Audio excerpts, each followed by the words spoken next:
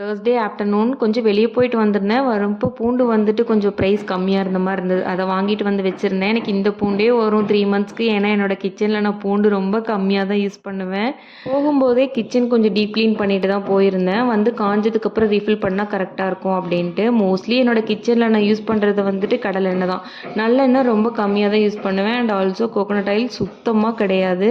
அதனாலே கடலெண்ணெய் அடிக்கடி ஃபில் பண்ணுற மாதிரி இருக்கும். போன வீடியோவில் பார்த்துருந்தீங்கன்னா கூட தெரிஞ்சிருக்கும். மாவு அடிமாவாயிடுச்சு. பணியாரம் சுட்டலான்னு பிளான் பண்ணதுக்கப்புறம் போய் ட்ரேயில் பார்த்தா ஒரு பெரிய வெங்காயம் கூட இல்லை. வெளியே போகும்போதே பார்த்துருந்தா வாங்கிட்டு வந்திருக்கலாம். ஃபுல்லாக சின்ன வெங்காயத்தை வச்சே பண்ணிக்கிற மாதிரி டிசைட் பண்ணியாச்சு.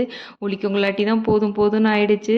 சைடிஷ்க்கு வந்துட்டு கோகோனட் சட்னி ரெடி பண்ணோட வீடியோ பார்க்குறவங்களுக்கு தெரியும். மோஸ்ட்லி டின்னர் வந்துட்டு 5 செஞ்சு முடிச்சிருவேன். ஏன்னா அவன் ஸ்கூல்லேருந்து வந்தானா அவங்க கூட டைம் ஸ்பெண்ட் பண்ணி விளையாட கூட்டிகிட்டு போகிறதுக்கே கரெக்டாக இருக்கும். வந்து டின்னர் செய்ய முடியாது அப்படின்றதுனால. அண்ட் ஆல்சோ எங்கள் வீட்டில் எல்லாருமே 7:30 டின்னரும் சாப்பிட்டு முடிச்சிருவோம்.